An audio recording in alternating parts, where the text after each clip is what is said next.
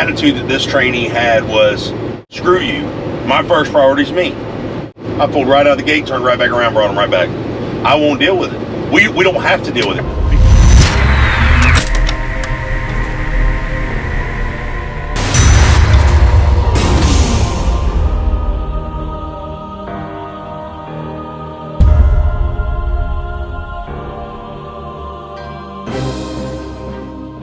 In today's video, I want to talk to you guys about a business management software that's been tailored for trucking by owner operator Prime, OTR on the revenue.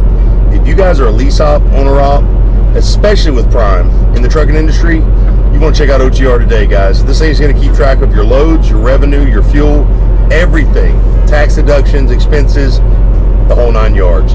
Don't forget to put Freight Skater in the referral section, get you a free 30-day free trial, just $15 a month after that. Check it out today.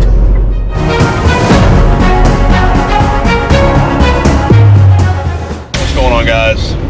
Freight Skater's back again with another video. Give a special thanks to my oldest daughter, Sugar Bear. She's actually filming right now, so I want to talk to you guys today about something that when you guys are coming into Prime, you're coming into the industry, and this has to do with your trainer-trainee relationship. So the relationship you have with your trainer while you're here at Prime, and you're going through your training process. Now, most of you guys don't know if you haven't came in, you have no CDL experience, no CDL, nothing. You're required to get your permit, get your DOT card before you come to Prime. You come to Prime, they put you into the PSD phase, what they call the PSD phase. That's going to be your learning phase to obtain your CDLA status. Once you get past that PSD phase, you're going to be thrown into what's called the TNT phase, which right now could be 50,000 miles or less. It's all situational. So TNT phase is essentially where you get on a trainer's truck, and essentially it doesn't have to be your PSD trainer, but you'll get on a trainer's truck and you will actually run those miles with him. So, and first of all, I want to let you guys know, even if you have 50,000 miles, that's not 50,000 miles you have to drive. That's 50,000 dispatched miles, okay, that you and the trainer together have drove. So basically what the truck has moved dispatch mile-wise. So, and also, that being said, doesn't mean that when you hit that 50,000 mile dispatch mile mark, that you're going straight into the terminal. Sometimes you got to bounce around. They may not have truck availability lined up. As anything else, it's all situational. So, I want to let you guys know, I had a really good friend of mine who is training, and essentially he got the trainee at the yard. The trainee was, probably 15, 16 years older than him, and had that mentality of, I don't really care about you and your business. I don't really care about your truck, how you need to run it. All I care about is me getting my money. Guys, let me tell you something. That is the wrong mentality to have. If you're coming into this industry brand new, okay, keep an open mind. Remember that the people that are teaching you this stuff, they've already done everything that you're doing right now. They've paid their dues, quote unquote. And that's what you'll hear a lot of old school truckers say is, hey, you got to pay your dues. Well, paying your dues back in the old days used to mean getting your CDL, apprenticing without pay, or doing it on your own, paying your own way in, doing your time before you started getting paid. Guys, Prime is giving you guys a $900 plus a week guarantee. The pay scale is basically hour-based, based on drive status, and on-duty status. The reason the pay scale is like it is right now instead of a flat rate is because of all this crap going on in California, the lawsuits with the fair wage stuff, being paid hourly. I'm sorry, guys, if you're never going to get paid for all of your hours out here on the road, okay? That's the problem with trucking. You're available to move and work more, okay, essentially, but you're not available to get paid for all your hours. It's still you're gonna get crushed some weeks when you add up, it's 168 hours in a 7-day week. You're gonna get crushed some weeks when you actually look down and be like, oh man, I only made like $9 an hour this week out on the road. And then you got some weeks where you're bringing home $30 an hour.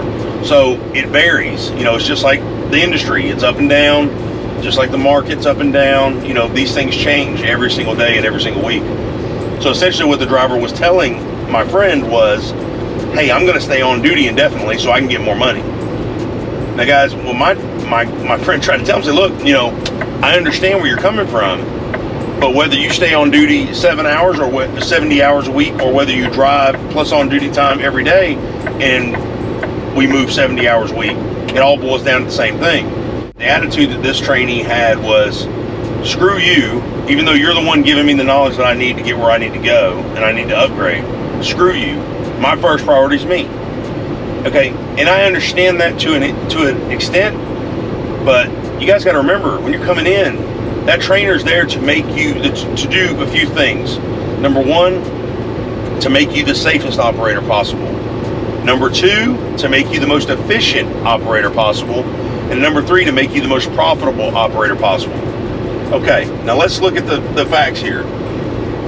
Number one, you can't be the safest operator possible if you're leaving yourself and on duty. First of all, screwing your logs up, okay, lying, falsifying your logs, never saying you're getting sleep. Okay, you can't be safe if you don't get sleep, right? So you get pulled into a DOT station that you're finally driving, and that DOT inspector says, hey man, let me see your logs, and it shows where you've been on duty 160 hours of the 168-hour week. That's not going to look good on you, you know. Number two, the most efficient.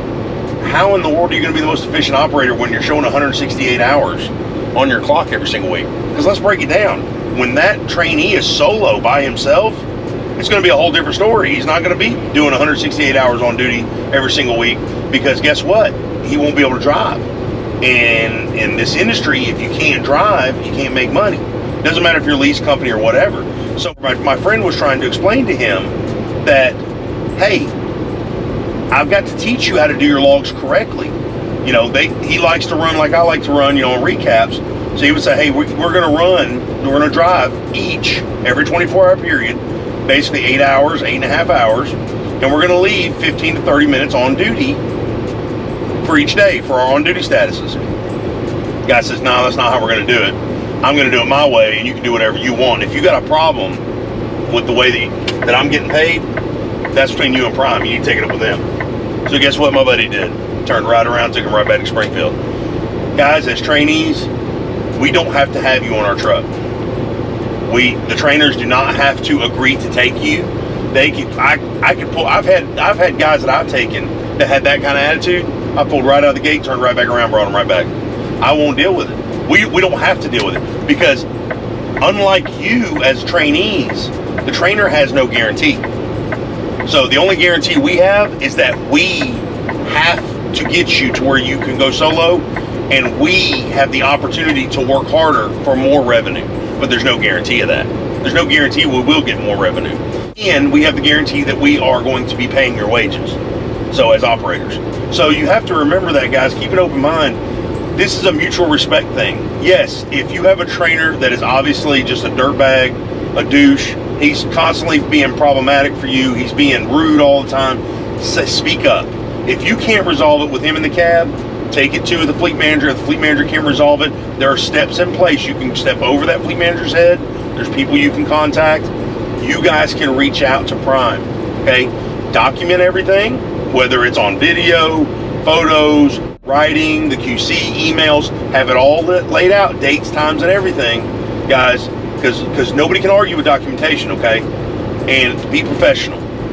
But if your trainer is doing the best he can to get you where you need to be, and you have that kind of attitude, you better count your blessings you're even here at Prime.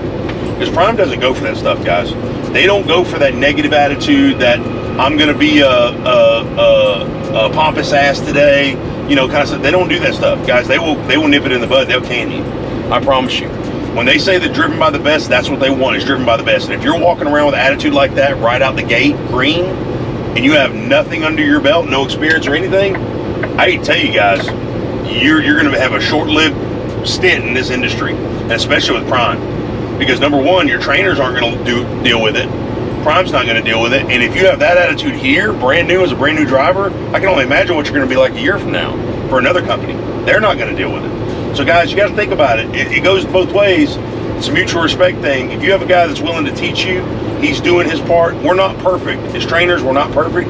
We don't expect you guys to be perfect. There's several ways that trainees learn and grasp onto things, and there's several techniques that trainers use to get you there. So it doesn't mean that we're perfect, doesn't mean that the trainees are perfect, but you have to come into this industry with an open mind and say, okay, I need to do my very best because I'm expecting somebody else to do their very best for me. And if I'm expecting that, I need to give them my very best. So because if you're not willing to learn, you're not willing to do the work, you're not willing to invest that time for your future, why do you expect somebody else to invest the time for your future? It's not going to happen. Guys, it's up to you.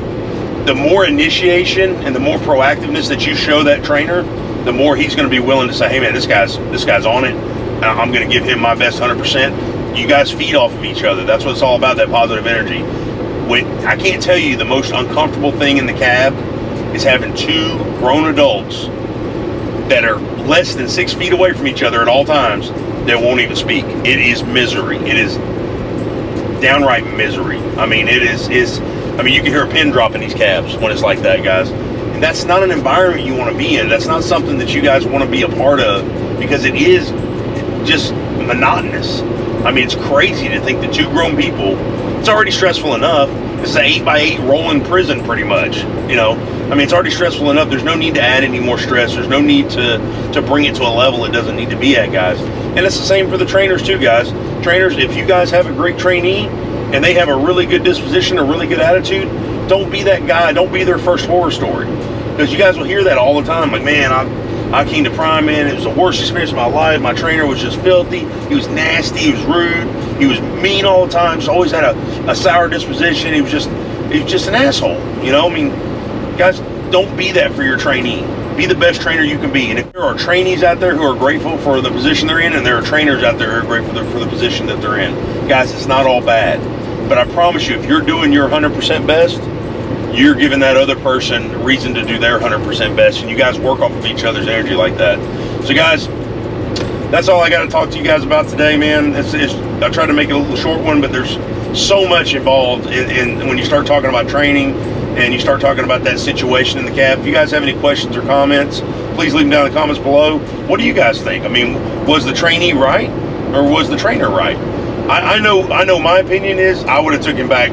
I mean, he got way farther away than I would have. I would have turned right around and took him right back and said, man, I'm sorry. You know, obviously this isn't going to work. I'm not the right fit for you. But you guys let me know what you think in the comments below, if my buddy did the right thing or not. So, but thanks so much for watching, guys. Don't forget to like, sub, and share the channel. And thank you so much for all of your time and interest in the channel.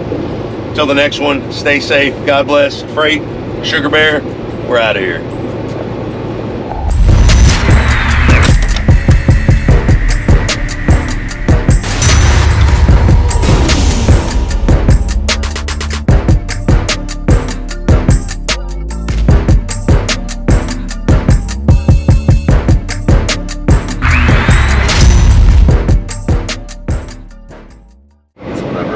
I'm not doing it. I don't need the hat. I don't need the hat. I'm not gonna let your ploy on my what do they call it, self-esteem, like hinder me from doing this video. So you're having too much fun with this, I think. I can't myself. You know I'm not bald, right? Like, I cut my hair this way. I don't, like, look, I have hair back here. I'm not bald. I don't know what's wrong with you guys. All of you kids think I'm bald, even Michael. I'm not just bald. It's not a thing. Wow.